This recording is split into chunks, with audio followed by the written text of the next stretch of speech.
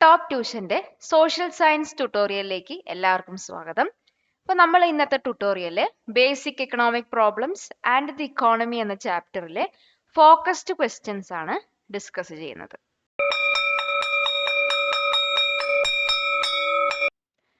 Question: why do our demands multiply with progress? അതായത് progress ആവും തോറും നമ്മളുടെ ഡിമാൻഡ്സ് എന്തുകൊണ്ടാണ് മൾട്ടിപ്ലൈ ആവുന്നത്? അതായത് നമ്മുടെ ഡിമാൻഡ്സ് എന്ന് പറയുന്നത് എല്ലായ്പ്പോഴും ഒരുപോലെ ഉണ്ടാവില്ല. അപ്പോൾ ഹ്യൂമൻ സൊസൈറ്റി അഡ്വാൻസ് ആവും തോറും പുതിയ പുതിയ ടെക്നോളജി വരും, പുതിയ പുതിയ ലൈഫ് സ്റ്റൈൽ വരും. അതുപോലെ തന്നെ പുതിയ ലൈഫ് സ്റ്റൈലും ടെക്നോളജീസും എല്ലാം ആയി കഴിഞ്ഞാൽ ഇനി പുതിയ പുതിയ ആവശ്യങ്ങളും വരും. അപ്പം അങ്ങനെയാണ് നമ്മളുടെ ഡിമാൻഡ്സ് പ്രോഗ്രസ് ആവും തോറും മൾട്ടിപ്ലൈ ആവുന്നത്. ഇപ്പോൾ ഒരു എക്സാമ്പിൾ എടുക്കുകയാണ്. 100 വർഷം മുൻപ് നമുക്ക് സ്മാർട്ട് ഫോൺ ഒന്നും ഉണ്ടായിരുന്നില്ല, പക്ഷെ അത് ഇന്ന് വളരെ കോമൺ ആയിട്ട് എല്ലാവരുടെ അടുത്തും ഉണ്ട്. അപ്പോൾ നോളേജും കേപ്പബിലിറ്റിയും വളരും തോറും മനുഷ്യരുടെ ഡിസയേഴ്സ് കൂടുതൽ കൂടുതൽ കംഫർട്ടബിളും കൺവീനിയന്റ് എന്നുള്ള രീതിക്ക് മാറി തുടങ്ങും. അതായത് ഇനിയിപ്പോൾ ഇപ്പം നമ്മൾ റോബോട്ട് കാര്യങ്ങളൊക്കെ വന്നു, നമ്മളൊന്നും ചെയ്യേണ്ട ആവശ്യമില്ല. അപ്പോൾ ഇതെല്ലാം നമ്മുടെ കംഫർട്ട് കൂട്ടുന്ന രീതിയിലാണ് ഇനി ഓരോ തരത്തിലുള്ള മാറ്റങ്ങൾ വരാമെന്ന്. അതിനനുസരിച്ചിട്ട് നമ്മുടെ ഡിമാൻഡ്സും മാറിക്കൊണ്ടിരിക്കും. അപ്പോൾ ഇതാണ് ഈ ക്വസ്റ്റ്യൻ്റെ ആൻസർ എന്ന് പറയുന്നത്. ഓക്കെ, അതിനെങ്ങനെ എക്സ്പ്ലെയിൻ ചെയ്തിരിക്കുന്നു നോക്കാം. അവർ demands multiply with progress because as human society advances new technologies lifestyles emerge creating new needs and wants. For example, 100 years ago, no one needed a smartphone, but today it is a common need for many. As our knowledge and capabilities grow, so do our desires for a more comfortable and convenient life, leading to an increase in demands. Question: what does consumer sovereignty mean in the capitalist economy? ഒരു capitalist ഇക്കോണമിയിൽ consumer സോവറൈനിറ്റി എന്ന് പറയുന്നത് എന്താണ്? Consumer സോവറൈനിറ്റി എന്ന് പറഞ്ഞാൽ മാർക്കറ്റിൽ consumer ആണ് king. അതാണ് consumer സോവറൈനിറ്റി എന്ന് പറയുന്നത്. ഒരു ക്യാപിറ്റലിസ്റ്റ് ഇക്കോണമിയിൽ കൺസ്യൂമേഴ്സിന് ഏത് ഗുഡ്സ് ആൻഡ് സർവീസസും ചൂസ് ചെയ്യാം, അവർക്കത് മേടിക്കാം. ഒരു കംപ്ലീറ്റ് ഫ്രീഡം ക്യാപിറ്റലിസ്റ്റ് ഇക്കോണമിയിൽ കൺസ്യൂമേഴ്സിനുണ്ട്. അപ്പം ഈ ഒരു ഫ്രീഡം കാരണം പ്രൊഡ്യൂസേഴ്സിന് മനസ്സിലാവും എന്താണ് ഇവിടെ പ്രൊഡ്യൂസ് ചെയ്യേണ്ടത്. അപ്പോൾ അവരതിൽ നിന്ന് എന്ത് മനസ്സിലാക്കി ചെയ്യും? ഇനി കൺസ്യൂമേഴ്സ് എന്താണോ പർച്ചേസ് ചെയ്യുന്നത് അതിനനുസരിച്ചിട്ടുള്ള പ്രോഡക്റ്റ് പ്രൊഡ്യൂസ് ചെയ്താൽ മതി എന്ന് അവർക്ക് മനസ്സിലാവും. കൺസ്യൂമർ സോവറൈനിറ്റി എന്ന് പറയുന്നത്. ഇതിന്റെ ആൻസർ എങ്ങനെ എഴുതിയിരിക്കുന്നത് നോക്കാം. Consumer sovereignty means that the consumer is considered the king in the market. In a capitalist economy, consumers have complete freedom to choose what goods and services they want to buy. This freedom of choice sends signals to producers about what to produce, as they will only make things that consumers are willing to purchase. Question: why is social welfare the main objective of a socialist economy?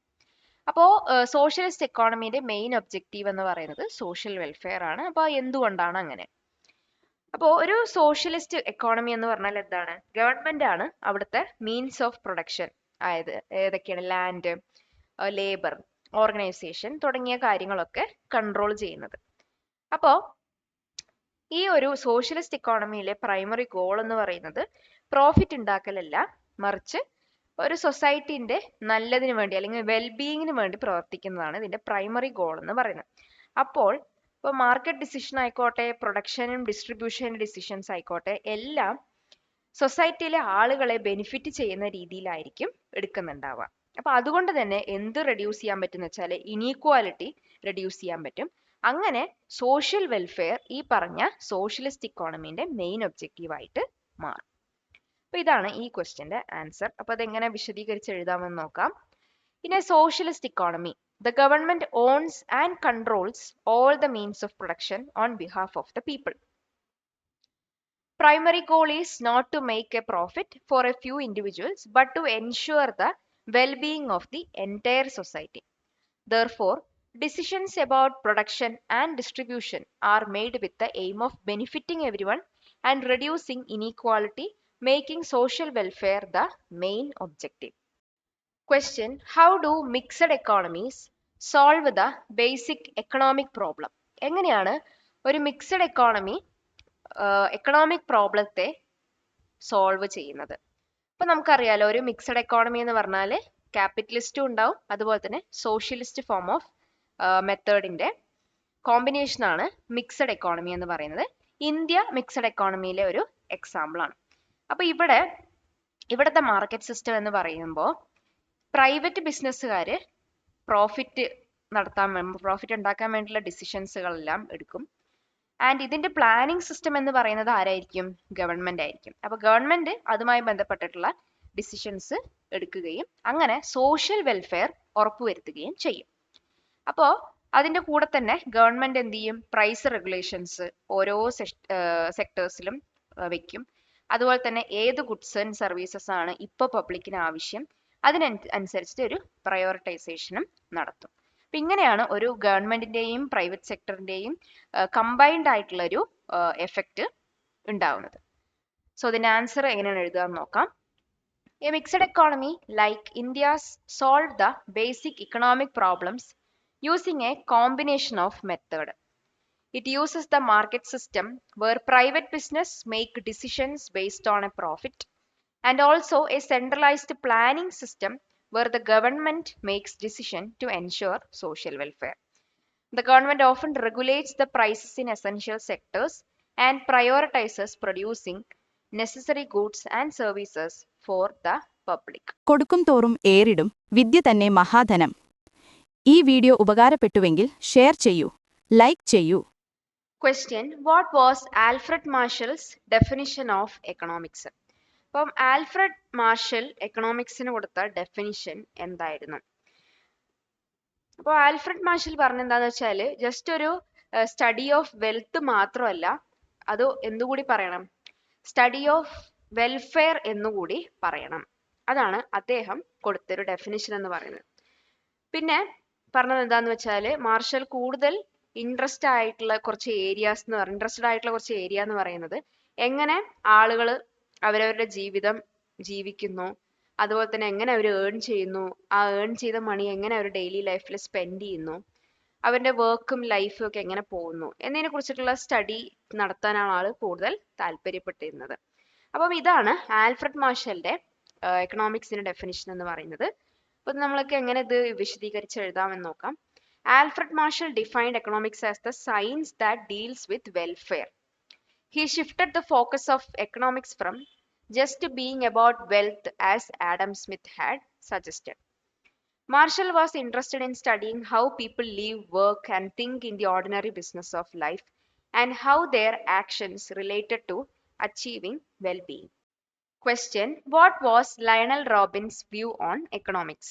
ഇനി Lionel റോബിൻസിന്റെ എക്കണോമിക്സിനെ കുറിച്ചുള്ള കാഴ്ചപ്പാട് എന്താണെന്നാണ് ചോദിച്ചിരിക്കുന്നത്. അതായത് Lionel Robbins പറഞ്ഞ എന്താന്ന് വെച്ചാൽ ഈ എക്കണോമിക്സ് എന്ന് പറയുന്നത് ഹ്യൂമൻ ബോൺസ്, അതുപോലെ തന്നെ ലിമിറ്റഡ് റിസോഴ്സ്, ഇവർ തമ്മിലുള്ള റിലേഷൻഷിപ്പിനെ കുറിച്ചിട്ടുള്ള സ്റ്റഡിയാണ് ഇക്കണോമിക്സ് എന്ന് പറയുന്നത്.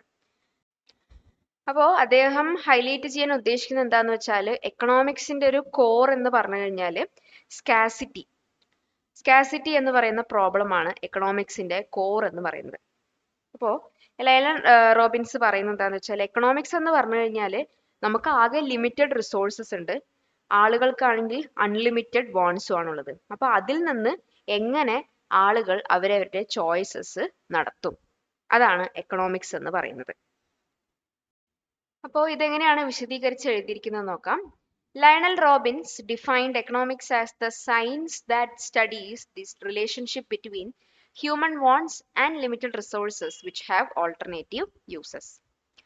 He highlighted the problem of scarcity, which is the core of economics. According to him, economics is about how people make choices when they have unlimited wants but only limited resources to satisfy them. Question: What was David Ricardo's theory about trade? അപ്പോൾ David റിക്കാർഡോന്റെ ട്രേഡിനെ കുറിച്ചുള്ള theory എന്തായിരുന്നു? David Ricardo എന്ന് പറയുന്നത് ഒരു British economist ആണ്. അദ്ദേഹം പറഞ്ഞത് എന്താന്ന് വെച്ചാൽ രണ്ട് രാജ്യങ്ങൾ തമ്മിൽ ട്രേഡ് നടത്തുമ്പോൾ അത് രണ്ടു പേർക്കും ഗുണമുള്ളതായി മാറുമെന്ന്. അദ്ദേഹം പറയേണ്ട കാര്യം എന്താന്ന് വെച്ചാൽ ഇപ്പോൾ ഒരു കൺട്രി ഒരു പെർട്ടിക്കുലർ ഗുഡ്സ് പ്രൊഡ്യൂസ് ചെയ്യുന്നത് വളരെ സ്പെഷ്യലിസ്റ്റ് ആണ് എന്ന് വിചാരിക്കുക. അതേപോലെ മറ്റു കൺട്രിയും വേറെ ഏതെങ്കിലും ഒരു പ്രൊഡക്റ്റ് പ്രൊഡ്യൂസ് ചെയ്യുന്നതിന് സ്പെഷ്യലിസ്റ്റ് ആവും. അപ്പൊ രണ്ടുപേരും അങ്ങോട്ടും ഇങ്ങോട്ടും ട്രേഡ് നടത്തുന്ന സമയത്ത് ഇത് ഓവറോൾ വെൽഫെയറിനെയാണ് ഇൻക്രീസ് ചെയ്യുന്നത്. അപ്പോൾ ഇദ്ദേഹത്തിന്റെ ഈ ഒരു ഐഡിയയിൽ നിന്നാണ് ഇന്റർനാഷണൽ ട്രേഡിലെ പ്രിൻസിപ്പിൾ ഓഫ് കമ്പാരിറ്റീവ് അഡ്വാൻറ്റേജ് എന്ന് പറഞ്ഞ ഒരു കൺസെപ്റ്റ് ഫോം ചെയ്യുന്നത്. അപ്പോൾ ഇതിന്റെ ആൻസർ എങ്ങനെയാണ് എഴുതിയിരിക്കുന്നത് നോക്കാം. David Ricardo, A British economist, proposed a theory that trade between two countries can be beneficial for both. He explained that if each country specializes in producing the goods it can make most efficiently and then trades with the other, both can increase their overall welfare. His ideas form the basis of the principle of comparative advantage in international trade. Question: What was Chanakya's contribution to economics? അപ്പോൾ എക്കണോമിക്സിലോട്ട് ചാണക്യന്റെ contributions എന്തൊക്കെയായിരുന്നു? അപ്പോൾ ചാണക്യൻ നിങ്ങൾ കേട്ടിട്ടുണ്ടാവും, ചാണക്യ തന്ത്രം എന്നൊക്കെ പറഞ്ഞിട്ട്. അപ്പോൾ ഈ ചാണക്യ എന്ന് പറയുന്ന ആള് ആൻഷ്യൻ ഇന്ത്യയിൽ ഉണ്ടായിരുന്ന ഒരു വ്യക്തിത്വമാണ്. അദ്ദേഹത്തിന്റെ എക്കണോമിക്സിലുള്ള കോൺട്രിബ്യൂഷൻ എന്ന് പറയുന്നത് ഒരുപാടുണ്ട്. അതിലും മോസ്റ്റ് ഇമ്പോർട്ടന്റ് ആയിട്ടുള്ള ഒന്നാണ് ഡീറ്റെയിൽഡ് ടാക്സ് സിസ്റ്റം എന്ന് പറയുന്നത്. അപ്പൊ ഇദ്ദേഹത്തിന്റെ എക്കണോമിക് പോളിസികളും അഡ്മിനിസ്ട്രേഷൻ തോട്ട്സും കാര്യങ്ങളൊക്കെ എല്ലാതും ഒരു സ്റ്റേറ്റ് അല്ലെങ്കിൽ ഒരു കൺട്രിയുടെ എക്കണോമിക് ഡെവലപ്മെന്റിന് വേണ്ടിയിട്ടും അതുപോലെ തന്നെ പ്രോസ്പെരിറ്റിക്കും വേണ്ടിയിട്ടുള്ളതായിരുന്നു. അപ്പൊ ഇതാണ് എക്കണോമിക്സിലേക്കുള്ള ചാണക്യന്റെ കോൺട്രിബ്യൂഷൻ എന്ന് പറയുന്നത്. അപ്പോൾ ഈ ഒരു ആൻസർ എങ്ങനെയാണ് എഴുതിയിരിക്കുന്നത് നോക്കാം. Chanakya, who lived in ancient India, made significant contribution to economic thought. He is known for devising an efficient and detailed tax system for the country. His ideas on economic policy and administration were aimed at strengthening the state and ensuring the country's economic development and prosperity. Join Top Tuition Center today to achieve excellent success through small batch-sized tuition classes for high school students. Question: What is Abhijit Vinayak Banerjee known for in economics? അപ്പോൾ എക്കണോമിക്സിൽ അഭിജിത്ത് വിനായക് ബാനർജിയെ അറിയപ്പെട്ടത് എന്തുകൊണ്ടാണ്? അഭിജിത്ത് വിനായക് ബാനർജി എന്ന് പറയുന്ന ഒരു Indian American economist ആണ്. അദ്ദേഹത്തിന് 2019 എക്കണോമിക്സിൽ Nobel prize ലഭിച്ചിട്ടുണ്ട്.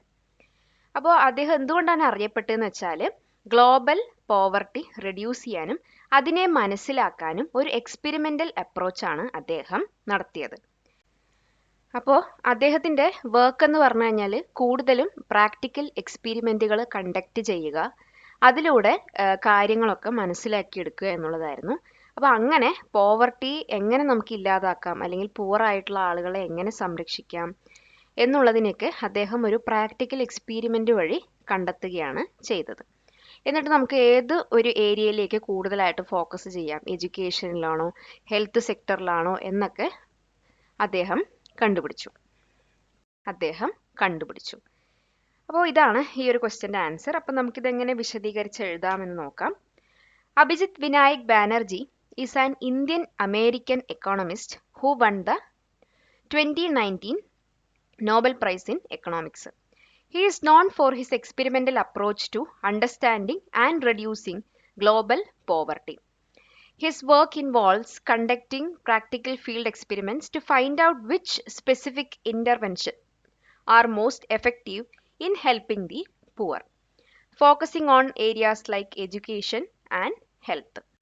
Question: What is the role of the Central Planning Committee in a socialist economy? അപ്പോൾ ഒരു സോഷ്യലിസ്റ്റ് ഇക്കോണമിയിൽ പ്ലാനിംഗ് കമ്മിറ്റിയുടെ റോൾ എന്താണ്? അപ്പോൾ സോഷ്യലിസ്റ്റ് എക്കോണമിയിലെ സെൻട്രൽ പ്ലാനിംഗ് കമ്മിറ്റിയാണ് എല്ലാ ഇമ്പോർട്ടൻ്റ് ആയിട്ടുള്ള എക്കണോമിക് ഡിസിഷൻസ് എടുക്കുന്നത്. അപ്പോൾ ഈ കമ്മിറ്റി എന്തൊക്കെയാണ് തീരുമാനിക്കുക എന്ന് വെച്ചാൽ ഏതൊക്കെ ഗുഡ്സ് പ്രൊഡ്യൂസ് ചെയ്യണം, അതുപോലെ തന്നെ എങ്ങനെ അത് പ്രൊഡ്യൂസ് ചെയ്യണം, അപ്പോൾ അതിനെ എങ്ങനെ പ്രൊഡ്യൂസ് ചെയ്ത ഗുഡ്സിനെ എങ്ങനെയെല്ലാം ഡിസ്ട്രിബ്യൂട്ട് ചെയ്യണം തുടങ്ങിയ കാര്യങ്ങളൊക്കെയാണ് കമ്മിറ്റി ഡിസൈഡ് ചെയ്യുന്നത്. അതിനോടൊപ്പം തന്നെ ഒരു കൺട്രിയുടെ റിസോഴ്സ് നേഷണൽ ഒബ്ജക്റ്റീവിൻ്റെ ബേസിസിൽ എങ്ങനെ ഉപയോഗിക്കണം, നമുക്ക് എത്ര അവൈലബിൾ ആയിട്ടുള്ള റിസോഴ്സസ് ഉണ്ട്, ഡിമാൻഡോ പ്രോഫിറ്റ് മോട്ടീവോ അല്ലാതെ നമ്മുടെ കയ്യിലുള്ള സാധനം വെച്ചിട്ട് എങ്ങനെയൊക്കെ അതിനെ യൂട്ടിലൈസ് ചെയ്യാൻ പറ്റും എന്നൊക്കെ തീരുമാനിക്കുന്നതാണ് ഈ സെൻട്രൽ പ്ലാനിംഗ് കമ്മിറ്റി എന്ന് പറയുന്നത്. ഓക്കെ, അപ്പോൾ അതിനെങ്ങനെയാണ് വിശദീകരിച്ച് എഴുതാമെന്ന് നോക്കാം. In a socialist economy, a central planning committee makes all the important economic decisions. This committee decides what goods and services to produce, how to produce them, and how they should be distributed. It utilizes the country's resources based on national objectives and availability of those resources rather than based on market demand or profit motives. Question: How can a need once fulfilled be repeated? അതായത് ഒരു പ്രാവശ്യം satisfy ആയത് കഴിഞ്ഞിട്ടും വീണ്ടും വീണ്ടും ആ ഒരു need നമുക്ക് വരികയാണ്. എന്തുകൊണ്ടാണ് അങ്ങനെ സംഭവിക്കുന്നത്? അതായത് നമ്മുടെ പല ആവശ്യങ്ങൾ എന്ന് പറയുന്നതും റിക്കറിങ് ആണ്, അതായത് റിപ്പീറ്റഡ് ആയിട്ട് നടന്നുകൊണ്ടിരിക്കുന്നതാണ്. ഒരു പ്രാവശ്യം സാറ്റിസ്ഫൈ ആയാൽ കൂടി അത് ഒന്നുകൂടി സംഭവിക്കും. എക്സാമ്പിൾ, നമ്മൾ കുറച്ച് വിശപ്പുണ്ടായിരുന്നു, നമ്മൾ കുറച്ച് ഭക്ഷണം കഴിച്ചു, നമ്മുടെ വിശപ്പൊക്കെ സാറ്റിസ്ഫൈ ആയി, എന്നാൽ കൂടി നമുക്ക് ചെറിയൊരു മുട്ടായി കഴിക്കണമെന്ന് തോന്നും അപ്പം തന്നെ. അപ്പം ഇതൊരു സൈക്കിളാണ്, ഇതൊരു റിപ്പീറ്റഡ് ആയിട്ട് നടക്കുന്ന സൈക്കിളാണ് ഈവൻ ദോ ഫുൾഫിൽഡ് ആണെങ്കിൽ. അപ്പോൾ ഇത് പറയുന്നത് എന്താണെന്ന് വെച്ചാൽ ഫുഡ് എന്ന് പറയുന്നത് നമ്മളുടെ ഒരു റിപ്പീറ്റഡ് ആയിട്ട് വരുന്ന ഒരു നീഡാണ്. അതുപോലെ വരുന്നതാണ് വെള്ളം, റെസ്റ്റ്, എൻ്റർടൈൻമെൻറ്റ്. ഇതൊക്കെ ഒരു പ്രാവശ്യം ഫുൾഫിൽ ആയാലും വീണ്ടും നമുക്കത് വേണം എന്ന് തോന്നിപ്പിക്കുന്ന ഒന്നാണ്. ഓക്കെ, അപ്പോൾ ഇതിൻ്റെ ആൻസർ എങ്ങനെയാണ് എഴുതുക നോക്കാം. Many of our needs are recurring, meaning they come back again after being satisfied. For example, we feel hungry, we eat food to satisfy that hunger. But after a few hours, we feel hungry again. This shows that the need for food is repeated. Similarly, needs for things like water, rest, and even entertainment are fulfilled and then reappear over time. Subscribe to this channel for more videos like this. Question: How do needs vary with the time, place and individuals? അപ്പോൾ സമയവും സ്ഥലവും ആളുകളും മാറുമ്പോൾ എങ്ങനെയാണ് നമ്മളുടെ ആവശ്യങ്ങളും മാറുന്നത്, അതാണ് ചോദിച്ചിരിക്കുന്നത്. അപ്പോൾ എല്ലാവർക്കും എല്ലാ സമയത്തും എല്ലാ സ്ഥലങ്ങളിലും ഒരുപോലുള്ള ആവശ്യങ്ങളായിരിക്കില്ല ഉണ്ടാവുന്നത്.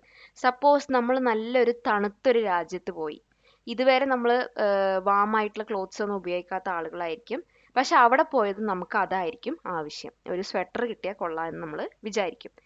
അതേ ആൾ തന്നെ ഒരു ഹോട്ടായിട്ടുള്ള ഒരു കൺട്രിയിലേക്ക് വരികയാണ്, അപ്പം നമുക്ക് ആ ഒരു ആവശ്യം ഇല്ല, വാം ക്ലോത്ത്സിൻ്റെ ആവശ്യമില്ല, പകരം നമുക്ക് ലൈറ്റ് ആയിട്ടുള്ള കോട്ടൺ ക്ലോത്തുകളാണ് ആവശ്യം വരുന്നത്. അപ്പോൾ പ്ലേസ് ചേഞ്ച് ആകുമ്പോൾ നമ്മുടെ ആവശ്യങ്ങളും മാറുന്നു. അതുപോലെ തന്നെ ആളുകൾ, ഇപ്പോൾ ഒരു ചെറിയൊരു കുട്ടിക്ക് ആവശ്യമായിട്ട് വരുന്നതല്ല വലിയൊരു അഡൾട്ടിന് വരുന്ന ആവശ്യങ്ങൾ. അതുപോലെ തന്നെ വരുന്നതാണ് ടൈം. നമ്മളൊരു 100 വർഷം ബാക്കിൽ പോയി കഴിഞ്ഞാൽ അപ്പോൾ നമുക്ക് ഈ പറയുന്ന സ്മാർട്ട് ഫോണിൻ്റെയോ ഇൻ്റർനെറ്റ് കണക്ഷൻ്റെയോ ഒന്നും ആവശ്യമില്ല. പക്ഷെ നേരെ മറിച്ച് ഒരു 100 വർഷം ഇപ്പുറത്ത് വന്നു കഴിഞ്ഞാൽ, അതായത് നമ്മളുടെ ഇപ്പോഴത്തുള്ള പ്രസൻറ്റ് ഇയറിലേക്ക് വന്നു കഴിഞ്ഞാൽ അവിടെ നമുക്ക് സ്മാർട്ട് ഫോണും മറ്റു കാര്യങ്ങളൊക്കെ ആവശ്യമായിട്ട് വരും. അപ്പോൾ ഇതാണ് ടൈമിൽ വരുന്ന വ്യത്യാസങ്ങൾ. ഇൻഡിവിജ്വൽസിൽ വരുമ്പോൾ നമ്മുടെ ആവശ്യങ്ങൾക്ക് വരുന്ന വ്യത്യാസവും പ്ലേസസിൽ വരുമ്പോൾ നമ്മുടെ ആവശ്യങ്ങൾക്ക് വരുന്ന വ്യത്യാസവും. അപ്പോൾ ഇതെങ്ങനെയാണ് വിശദീകരിച്ച് എഴുതാമെന്ന് നോക്കാം. Needs are not the same for every one, everywhere or at all times. For example, a person living in a cold country needs warm clothes while a person in a hot country needs light cotton clothes. An adult's needs are different from a child's needs. Also, the things people needed 100 years ago are very different from what people need today. Question: Why is profitability a main objective in a mixed economy? അപ്പോൾ ഒരു mixed എക്കോണമിയിൽ എങ്ങനെയാണ് profitability ഒരു main ഒബ്ജക്റ്റീവായി മാറുന്നത്? ഇപ്പോൾ ഒരു mixed economy എന്ന് പറഞ്ഞാൽ അവിടെ എന്തുണ്ട്? പ്രൈവറ്റ് സെക്ടറും ഉണ്ട്, പബ്ലിക് സെക്ടറും ഉണ്ട്. പ്രൈവറ്റ് സെക്ടർ എന്ന് പറയുന്നത് കംപ്ലീറ്റ് ആയിട്ട് ഒരു ക്യാപിറ്റലിസ്റ്റ് സിസ്റ്റം പോലെ തന്നെയാണ് വർക്ക് ചെയ്യുന്നത്. അപ്പോൾ പ്രൈവറ്റ് ബിസിനസ്സിന് സർവൈവ് ചെയ്യണം എന്നുണ്ടെങ്കിൽ അല്ലെങ്കിൽ വളരുന്നുണ്ടെങ്കിൽ അവർക്ക് എന്ത് വേണം? പ്രോഫിറ്റ് വേണം. അപ്പോൾ പ്രോഫിറ്റബിലിറ്റി ഉണ്ടാവുമ്പോൾ പുതിയ പുതിയ ഇന്നോവേഷൻ ആവും, പുതിയ പുതിയ കാര്യങ്ങൾ ഉണ്ടാവും, അതുപോലെ തന്നെ പുതിയ പുതിയ ജോലി സാധ്യതകൾ വരും, അങ്ങനെ ഇക്കോണമിയിൽ വെൽത്തും വരും. പക്ഷേ ഇവരൊരു ക്യാപിറ്റൽ സിസ്റ്റം പോലെ വർക്ക് ചെയ്താൽ പോലും അവിടെ ഒരു ബാലൻസ് ഉണ്ട്. ഗവൺമെൻറ്റും കൂടി മിക്സഡ് എക്കോണമിയിലുള്ള ഒരു മെമ്പർ ആയതുകൊണ്ട് ഗവൺമെൻറ്റിൻ്റെ ഒബ്ജക്റ്റീവ് പ്രകാരമായിരിക്കും ആ ഒരു പ്രോഫിറ്റ് ഉണ്ടാവുന്നത്. ഓക്കെ, അങ്ങനെ ഗവൺമെൻറ് ഉള്ളത് കൊണ്ട് നമുക്ക് എന്തുകൂടി ഉറപ്പാക്കാം? സോഷ്യൽ വെൽഫെയർ കൂടി ഉറപ്പാക്കാനായിട്ട് പറ്റും. അപ്പോൾ ഇതാണ് ഈ ഒരു ക്വസ്റ്റ്യൻ്റെ ആൻസർ എന്ന് പറയുന്നത്. അപ്പോൾ നമുക്ക് അതിനെ എങ്ങനെ എഴുതാൻ നോക്കാം. Mixed economy has A private sector that operates like A capitalist system. For private businesses to survive, grow and invest, they must make a profit. This profitability drives innovation, efficiency and creation of job and wealth in the economy. However, this pursuit of profit is balanced by the government's objective of ensuring social welfare. Question: How does a knowledge economy depend on the creation and dissemination of knowledge? അപ്പോൾ എങ്ങനെയാണ് knowledge economy knowledge creation as well as ഷെയറിങ്ങിനെ depend ചെയ്തിരിക്കുന്നത്? അപ്പോൾ ഒരു knowledge എക്കോണമിയിൽ economic growth എന്ന് പറയുന്നത് knowledge ഉപയോഗിക്കുക, അതിനെ ഷെയർ ചെയ്യുക, അതിനെ ക്രിയേറ്റ് ചെയ്യുക, ഇതുമായി ബന്ധപ്പെട്ടിരിക്കും. അപ്പോൾ പുതിയ പുതിയ ക്രിയേഷൻസ് എന്ന് പറഞ്ഞാൽ സയൻറ്റിഫിക് ഡിസ്കവറീസ് ആവാം, ടെക്നോളജിക്കൽ ഇൻവെൻഷൻസ്, ഇന്നോവേറ്റീവ് ഐഡിയാസ്, ഇതൊക്കെയാണ് വരുന്നത്. അപ്പോൾ ഈ ഒരു കാര്യങ്ങൾ കൊണ്ട് തന്നെ പുതിയ പുതിയ പ്രോഡക്റ്റുകളും കൂടുതൽ എഫിഷ്യൻ്റ് ആയിട്ട് സർവീസുകളും നടത്താൻ പറ്റും. ഡെസിമിനേഷൻ അല്ലെങ്കിൽ ഷെയറിംഗ് എന്ന് പറഞ്ഞാൽ എന്താണ് ഉദ്ദേശിക്കുന്നത് വെച്ചാൽ നോളേജ് ഷെയർ ചെയ്യാന്ന് വെച്ചാൽ through education system, communication networks, ഇതിലൂടെയെല്ലാം മറ്റാളുകളിലേക്ക് നോളേജ് ഷെയർ ചെയ്യാം. അങ്ങനെ ഇത് ബിസിനസ്സിലേക്ക് അപ്ലൈ ചെയ്യുകയും മൊത്തത്തിലൊരു ഓവറോൾ എക്കണോമിക് ഡെവലപ്മെൻറ്റിന് കാരണമാവുകയും ചെയ്യുന്നു. അപ്പോൾ ഇതാണ് ഈ ഒരു ക്വസ്റ്റ്യൻ്റെ ആൻസർ എന്ന് പറയുന്നത്. In an knowledge economy, economic growth is directly linked to the ability to create, share and use knowledge. New scientific discoveries, technological inventions and innovative ideas lead to new products and more efficient services. The dissemination or sharing of this knowledge through education and communication networks allows more people and business to apply it, which drives overall economic development. Question: What is the importance of for whom to produce? For whom to produce എന്ന് പറയുന്ന ഈ ഒരു question എന്തുകൊണ്ടാണ് important ആയിട്ട് പറയുന്നത്? ഈ ഒരു question എന്ന് പറയുന്നത് ഇമ്പോർട്ടൻ്റ് ആണ് കാരണം ഇത് സോഷ്യൽ ജസ്റ്റിസിനെയും ഈക്വാലിറ്റിനെയുമാണ് പറയുന്നത്. അപ്പോൾ നമുക്ക് ഈ ക്വസ്റ്റ്യനിലൂടെ നമ്മൾ ചെയ്യുന്ന ഇക്കണോമിക് ആക്ടിവിറ്റീസിൻ്റെ ബെനിഫിറ്റ്സ് എങ്ങനെ പോപ്പുലേഷനിൽ മുഴുവനായിട്ട് നമുക്ക് ഷെയർ ചെയ്യാനായിട്ട് പറ്റും എന്നുള്ളത് ഉറപ്പുവരുത്താൻ നമ്മളെ കൊണ്ട് സാധിക്കും. അതുപോലെ തന്നെ ഇപ്പോൾ ഗുഡ്സും ഇൻകവും ഒരു ചെറിയൊരു സ്മോൾ പോപ്പുലേഷന് മാത്രം ഡിസ്ട്രിബ്യൂട്ട് ചെയ്ത് കൊടുക്കുക എന്നുണ്ടെങ്കിൽ അവിടെ വലിയൊരു ഇനീക്വാലിറ്റിയാണ് സംഭവിക്കുന്നത്. സോ അതിനെയൊക്കെ റെഡ്യൂസ് ചെയ്യാൻ വേണ്ടിയിട്ടാണ് ഈ ഒരു സിസ്റ്റം എയിം ചെയ്യുന്നത്. അപ്പോൾ ഈ സിസ്റ്റം എയിം ചെയ്യുന്നത് എന്താണെന്ന് വെച്ചാൽ റിസോഴ്സസിനെ ബെനിഫിഷ്യൽ ആയിട്ടുള്ള ആളുകളിലേക്ക് എത്തിച്ചു കൊടുക്കുക എന്നുള്ളതാണ്. അങ്ങനെ ഒരു സോഷ്യൽ വെൽഫെയർ എൻഷുർ ചെയ്യുക. ഇതാണ് ഈ ഒരു ക്വസ്റ്റ്യൻ്റെ ആൻസർ എന്ന് പറയുന്നത്. അപ്പോൾ ഇതിനെ നമുക്ക് എങ്ങനെ വിശദീകരിച്ച് എഴുതാമെന്ന് നോക്കാം. The question for whom to produce is important because it is about social justice and equality. It determines how the benefits of economic activity are shared among the population. If the goods and income are only distributed to a small wealthy part of the society, it can lead to large inequality. A just system aims to distribute the resources in a way that benefits everyone in the society. Palakkad നിവാസികളെ ഞങ്ങളുടെ class room ട്യൂഷനിലേക്ക് സ്വാഗതം ചെയ്യുന്നു. മറ്റൊരു വീഡിയോയുമായി വീണ്ടും കാണാം.